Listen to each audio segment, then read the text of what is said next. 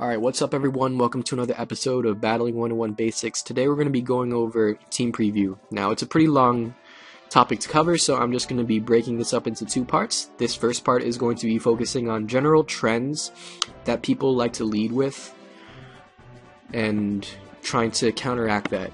It's not going to be going over win conditions and trying to find a general way of battling based on team preview, more so than it is just talking about certain matchups and things to look out for. So number one is metagame knowledge is always important. If you don't know what to lead with, it's usually because you don't know enough about the metagame. So in this instance, like you can see here, you have to identify that you have to identify your team's weaknesses first off. My team is pretty weak to Zard Y. It's Mega Metagross, Ferrothorn, Scarflando, Slowbro, Thundurus, and Bisharp. And as you can see here, nothing can really take a Zard Y Fire Blast really well. So the worst lead I could possibly do is Ferrothorn. And then you might be saying oh, yo, Ferrothorn, that's a very common lead. And it's pretty good at it because you can set up Stealth Rocks early game and then pressure your opponent that way. But if your opponent brings in something that makes Ferrothorn complete setup fodder, and you have no reliable response to it, then don't lead Ferrothorn even if you expect something else to be led with, because leading is all about guesswork, right? You could lead off with a lot of different things, really. You could lead off with if this is Choice Band Azumarill, it's not a bad lead. If this is Stealth Rocks Tyranitar, not a bad lead. Stealth Rocks Ferrothorn, hey, Stealth Rocks Clefable. A lot of Stealth Rocks users, they're very common leads. You could also lead off with Ferrothorn, who knows, maybe that could be Scarf, and then he could try to get a surprise kill on me. So yeah, he could lead off with pretty much everything on his team. And if he leads off with Charizard, then I'm screwed, because, yeah, I'll switch to my Slowbro, right? He goes off for the Fire Blast, and yeah, I take a lot of damage from Fire Blast. Now, yeah, I could, switch out and get Regenerator back, but yeah, really, what am I going to switch to? He could definitely try and Fire Blast again, try to go for a high roll, or he could go for Solar Beam, but if he goes for Solar Beam, then my best switch would probably have to be, Thundurus, because, if I switch into Metagross or Ferrothorn, he gets another Fire Blast on me again. So, I mean, it's either I stack something, or I have to predict correctly, saying that, okay, he's not going to play the Fire Blast roll, he's going to go for the Solar Beam, try to switch to my Thundurus that way and force him out. That's not a very good way to start out. So just because your Pokemon has Stealth Rocks doesn't mean you have to lead off with it all the time. Just keep in mind that you always have to lead with something that if you have an unfavorable matchup, then your risk is minimized. Now in this instance, my opponent is playing a Volturn team. Now Volturn is a very common team where a lot of things could also be leads. So Scizor could be a lead, Rotom could be a lead. I'm gonna say judging based on how his team's built, that's gonna be Stealth Rocks Heatran, Spikes Chestnut, and then maybe Specs or Wish Sylveon, and then it's a Fog Latias. But I'd have to say the most common leads would be anything that has Volt Switch, U-Turn, or Entry Hazard. So I'll say, okay, most probable leads will be Rotom Wash, because he can just Volt Switch out if he has an unfavorable matchup against, nothing really, because my team is really weak to Rotom Wash. His worst matchup is probably Clefable, so yeah, he's probably going to lead off with that. And then I can lead off with Heatran, right? And I'll say right off the bat that leading with the element of surprise is always one of the best ways to do it. It's one of the best instances to get a surprise kill or get momentum really early. So using Surprise turn 1 is always a great option. This is a Power Herb Heatran, and this is one of the best ways to do it because the way you bring it in, the way you lead with it, it makes your opponent think that, oh, okay, maybe this is defensive Heatran, maybe this is the Lava Plume, Stealth Rocks, Protect set with Roar, or Toxic, or whatever. And then most Rotom Watches would be inclined to Volt Switch, or maybe Hydro Pump or whatever. This gives me a great opportunity, you know? This gives me an opportunity to outspeed the outspeed the Rotom Wash, and hit him with the Solar Beam. Now, since I have Mega Metagross, I can, sweep his team a lot easier because, Rotom was pretty much his main response against Mega Metagross. So, again, leading and the element of surprise, they go, hand in hand. So, if you can get, the element of surprise off early game, then that's just great for you, and then you get the momentum, you get a huge swing of momentum early game. Now, another instance in terms of leading is dedicated leads, right? And the most common dedicated leads are usually on hyper-offensive builds. Now, you can see here the way my 2T's team is built. He has like 5 sweepers, and then he has Skarmory as its hazards, and then it's just going to die. So, Custap Skarmory, one of the most commonly seen suicide leads, and you'll usually see them being led off. And knowing this, you can always lead off with something that counteracts a suicide lead, such as my Mew, for example, right? You can see that he really has nothing for Taunt or Will-O-Wisp. Like, if he chooses to stay in, then, like, I get a free turn. I get to, like, burn something for free, or I can just burn something for free right off the bat if he stays in and tries to Stealth Rock. I mean, we can let him. We have the Fog Latias, right? So, yeah, even though, like, my Stealth Rock Garchomp is pretty much my most common lead, that doesn't mean I always have to lead with it. I can lead with Mew knowing that he's going to lead with Skarmory, since, like, Skarmory is one of the most common dedicated leads. And this is going back to the fact of knowing the metagame and just knowing, like, what's common, right? If you see a build, if you see a framework like this, you see, like, 5 frail-ass sweepers, and then you see a Skarmory, okay, then I'm gonna say that's Custap Skarm. It's a pretty safe assumption to make. So because I, see this, I can just, like, taunt and Will-O-Wisp or do whatever.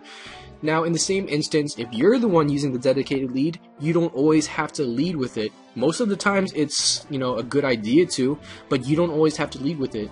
Knowing if your opponent is smart enough to identify Skarmory as a suicide lead, you can lead with something else. Like, if you think I'm going to lead with Mew, then you can lead with Keldeo. And even if I lead with something else, like Garchomp is probably the second most probable lead, and Scissor is also probable lead, you can lead off with Keldeo instead of your Skarmory, and then you can just bring in the Skarmory on like a double switch, or like if you predict an Earthquake or whatever. I mean, it's not a bad idea, right? So you can lead off with a heavy hitter, predicting that your opponent is going to lead with something else and trying to counteract your suicide lead. So just because you have a dedicated lead doesn't mean that you're always at a disadvantage in regards to like predictions and guesswork in terms of lead matchup. You can always use this knowledge to your advantage, and you can lead with something else, taking advantage of the fact that your opponent knows that Skarmory is a dedicated lead. So, in this instance, this isn't very much of a dedicated lead, but it kind of is, right? In this instance, you'll always see that Magic Balance users, such as Sableye, are very common leads, especially since, I said before, like, Stealth Rocks users, Entry Hazards users, they're one of the most common leads that people will like to run, simply because it establishes momentum early and it makes the best use of the entry hazards. If you get them up early game, then you get the most use out of your entry hazards, because it forces your opponent to either take damage or to get them off the field. So in leading Sableye, and I'm using my 2T's team with like the hyper offense and the Custap Skarm. So, in the same sense, like, if I lead with Skarmory, then I'm at a complete disadvantage, right? Because he has Prankster, Will-O-Wisp, Taunt, or, like, whatever the hell he's using.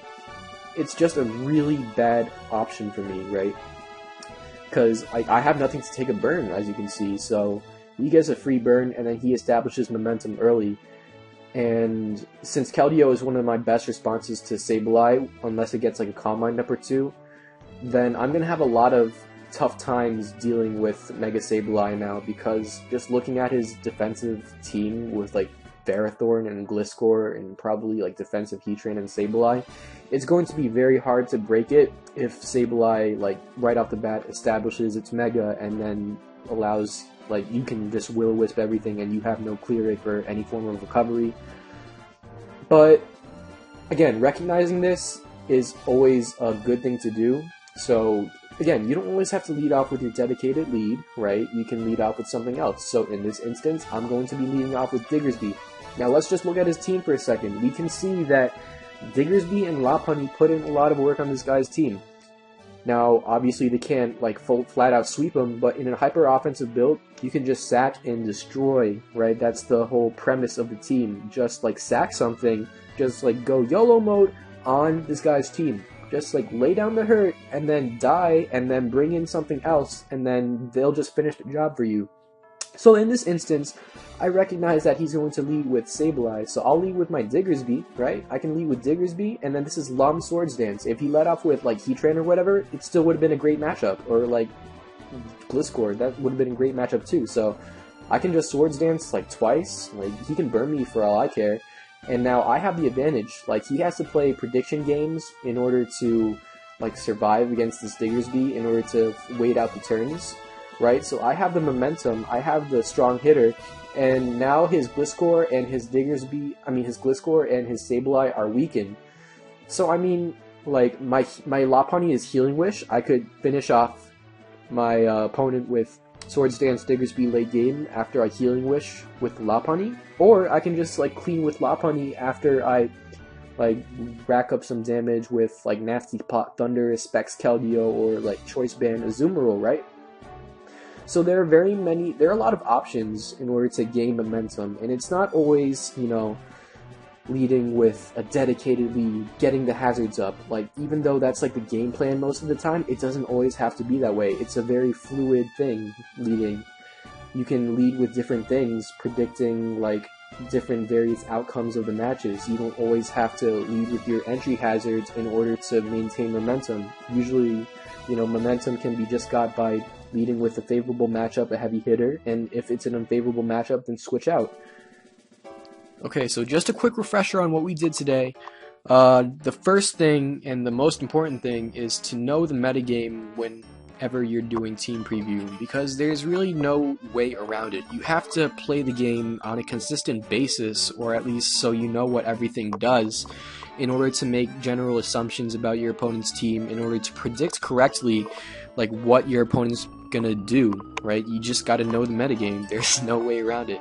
And to another extent, it's also knowing your team's weaknesses, right? Knowing your team's weaknesses is very important, because if there's an unfavorable matchup with your team, such as the Ferrothorn and Charizard Y example, like, I could handle Charizard Y, that team could handle it, but if my Ferrothorn was in on a Charizard Y, I really have no way to switch in safely. I'd have to sack something. So know your team's weaknesses and plan accordingly whenever you lead with something. Just make sure that if your opponent leads with something else, that the circumstances won't be that bad, depending on, like, how unfavorable the matchup is. Third, you have to recognize that people often lead with the momentum getting moves, as I explained before, Stealth Rocks, Spikes, entry hazards in general, and then Volt Switch and U-Turn, because those minimize the unfavorable matchups, because you can just switch out while maintaining some momentum by, like, knowing if your opponent's switching out or if they're staying in, and you get free damage, right? So those are the most common momentum getting moves, and recognizing this is very important in terms of choosing a lead. Now, also dedicated leads, you have to recognize the dedicated leads. This ties into knowing the metagame. And just because they're dedicated leads, if you're the one using it, if you're the one using the Custap Skarm or whatever, that doesn't mean you always have to lead with it 100% of the time. You can recognize that your opponent's probably going to lead off with something that's going to counter it, and then you can lead off with something else, knowing that your opponent knows that you're using a dedicated lead. And last but not least, you always have to recognize the fact that damage is momentum too. So going off with the momentum getting moves, Stealth Rock, Spikes, Volt Switch, U-Turn, you don't always have to lead with Pokemon that do that, even though they're usually very good options, because damage is momentum too. You can always lead off with a heavy hitter. You can lead off with the Life Orb Gengar, Specs Keldeo, Zard Y, Mega Gardevoir, or whatever. If you think that your opponent's most probable momentum getting leads are going to have an unfavorable matchup against your heavy hitters. So, right, damage is momentum too. If you're putting your opponent in the spot where they have to switch, like turn 1, and then take damage, then I'd say that's a pretty good lead and start for you. So, next month we're going to be going over team preview again, but focusing on win conditions and a general style of play based on, like, frameworks of your opponent's team. This is Plus. Thanks for watching this episode of Battling 101 Basics. Don't forget to subscribe to the Smogon YouTube channel, to my channel, which will be linked somewhere down below. And I'll see you guys next month. Peace out.